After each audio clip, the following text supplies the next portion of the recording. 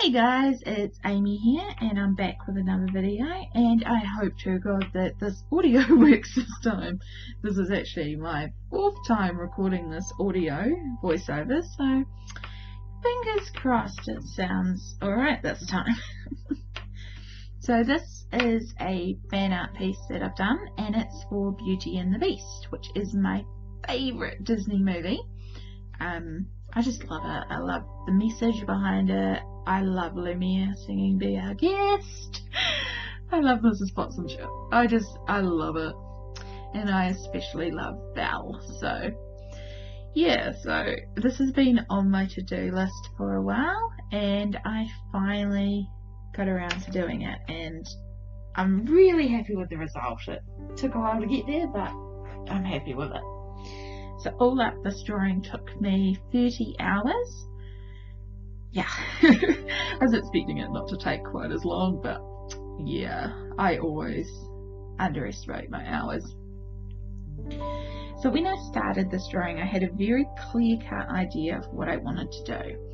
I knew I wanted to have the rose stained glass behind Belle and Beast, and I knew I wanted to do Belle and Beast from the ballroom scene because I love that scene.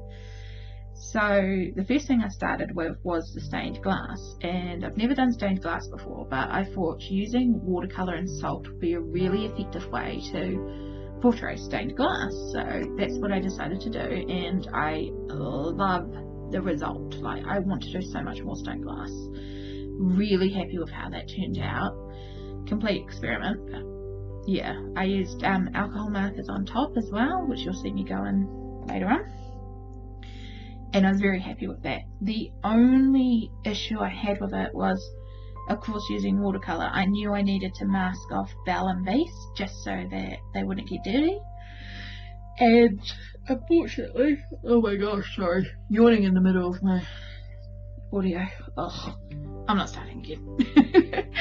Yeah, so I masked off Belle and Beast, and yeah, unfortunately, like, I have the Winsor & Newton masking fluid, but it was quite old. And I think it had gotten to the point, like, it was near the end of the container anyway, but it had reached a point where it had, you know, if you don't turn it every once in a while, masking fluid separates, and I had been really bad at turning it because I didn't know that to begin with. And it had separated over times, and I had always brought it back together before I used it, but when it had separated, as it had separated, half of it had dried, but, you know, the other half hadn't. So when I was mixing it back together, it wasn't mixing in the you know, proper ratios. And yeah, just by the time I got to the end to mask them, it wasn't good. So the result was that it actually left a yellow stain around the outside of Belle and Beast, which would have been fine. I could have worked with that, I could have covered that. But unfortunately, it also ripped the paper up, and I've never had an issue with masking fluid ripping my paper before. It's always been fine. So yeah, the bottle went in the bin. It was almost empty though, so I don't feel bad about binning it, but I was just like, nah, we can't use this anymore. So that texture that was left behind in a couple of spots from the paper lifting, unfortunately it does show on the original. I've done my best to cover it, and you can't see it in most places, but there's one spot on Belle where it's really noticeable, and I'm just like, oh. So yeah, moral of the lesson, test your masking fluid if it's old. So yeah, after I laid down that watercolour and salt layer, I then went over the top with alcohol markers, like I said. So I started with my black Promarker, just sort of going around and doing the lead lighting that, you know, stained glass would have. And also went back and then thickened certain areas. And this is really strange for me because I don't line stuff. So for a while there, I got to pretend like I was actually lining a cartoon drawing or something, which is quite fun. But it also reminded me why I don't like lining work. And then after that was done, I went back over with a mixture of Promarkers and Flexmarkers and coloured over the top of sections of my watercolour, because the actual stained glass did have various tones within it, of like some areas were more pink and some were more blue, so I thought it would be quite cool to go over the top, and it was a complete experiment again, and I really loved the result. I just think it works so well with stained glass, and yeah, really want to try it again. And if anyone's wanting to do stained glass in their own drawings, totally recommend this method. Watercolour, salt, let it dry, brush the salt off, go over top with alcohol markers. Brilliant. So very happy with that. The second challenge I had in this drawing is pretty much a series of really, really horrible challenges that happened due to horrible events. So I had put this drawing aside for the day and gone up and visited my parents for dinner or to help out or to do something. I had left the house for quite a few hours, and I had only been meaning to leave for a couple of hours and ended up leaving for, I don't know, it was a long time. But basically, I had this on the table. It was well out of the way of the windows, but I had my windows open for fresh air in my art room because I like fresh air. And that day, it decided to bucket down with rain, like not even just a general downpour, like torrential bucketing down. It was crazy, and it was the first time in a long time we'd had that much rain.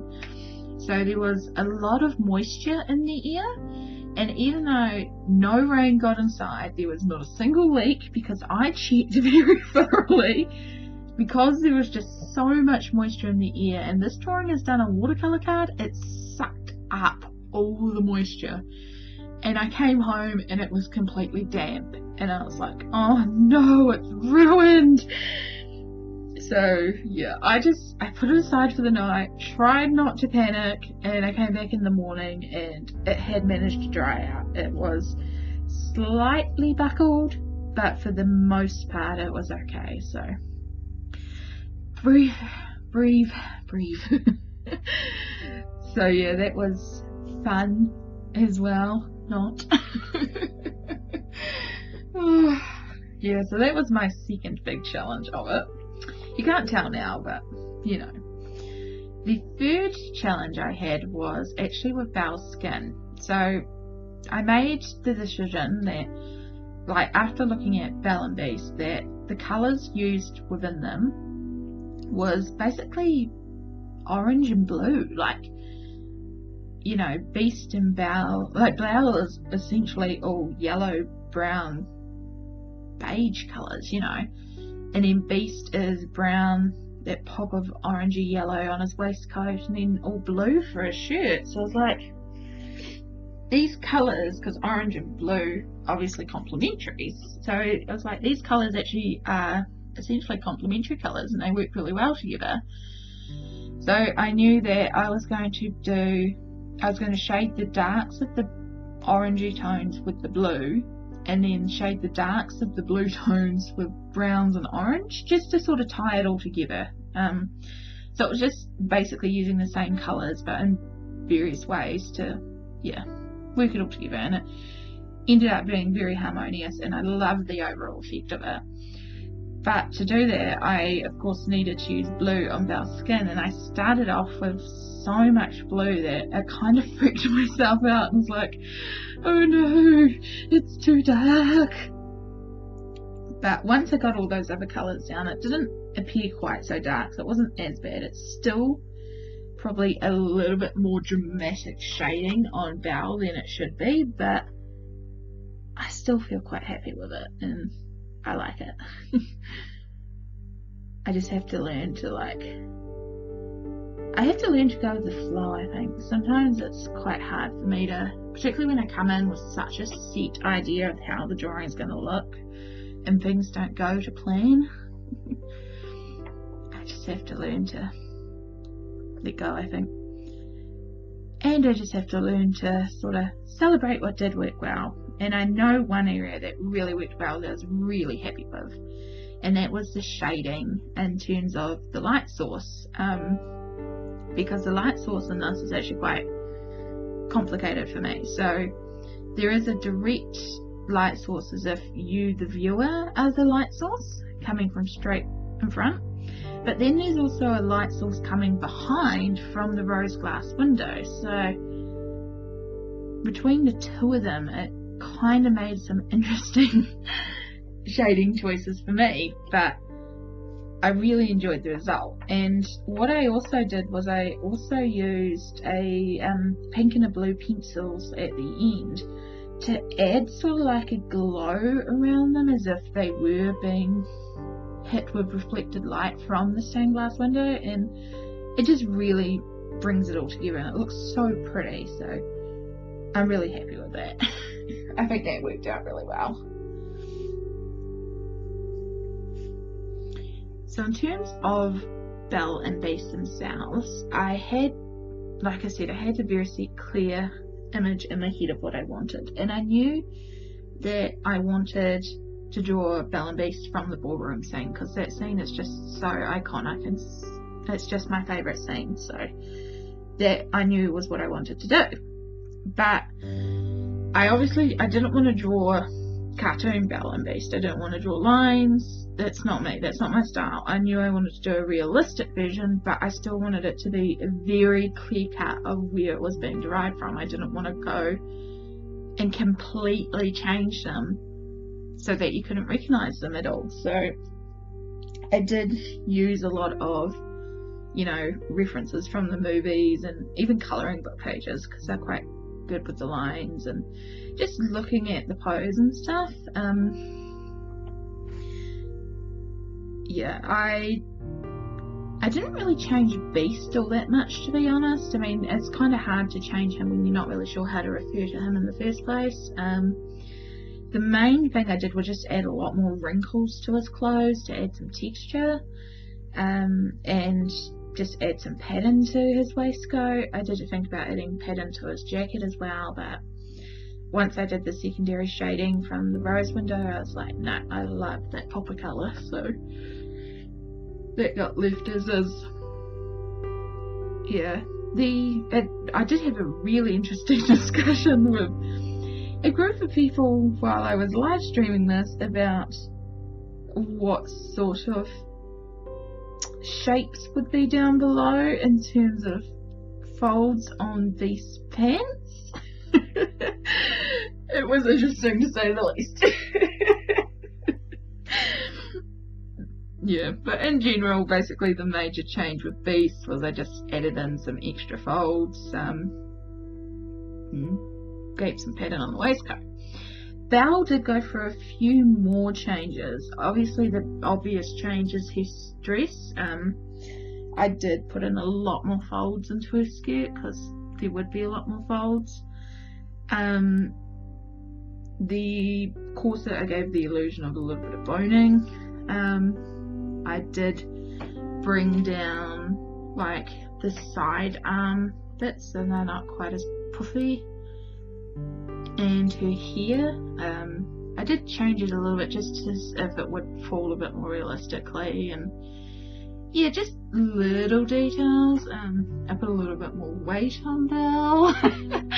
Just little touches, like little things you probably wouldn't notice without me pointing them out to you, but by putting them in there it just makes it more believable to brain, really. So yeah, just little touches, but it was fun, and overall I am happy with the result. I'm still really upset about the whole texture thing from masking fluid, but the one spot that is there I will probably digitally alter. I don't like to alter my digital copies for prints and stuff. It's like if something happens in the drawing while I'm drawing, that still goes in because that's how the drawing finished, you know, that's the accurate representation. So yeah, but in this case I may break my rule and just put in a little bit, just, you know, just to hide that one spot of texture that's really quite obvious. But the rest of them have all kind of, you can't kind of notice them, so yeah. Speaking of that, I will be putting prints up in my Etsy store if you are interested. I know a few people I spoke to while streaming this were interested in prints, so those will be available once this video is live. So yeah, if you're interested, head on over, and my prints are $4 and $6, $4 or $6 New Zealand, depending on the size you go for. So nice and cheap, and they help keep me, you know, living. Essentially, you pay my rent, so thank you.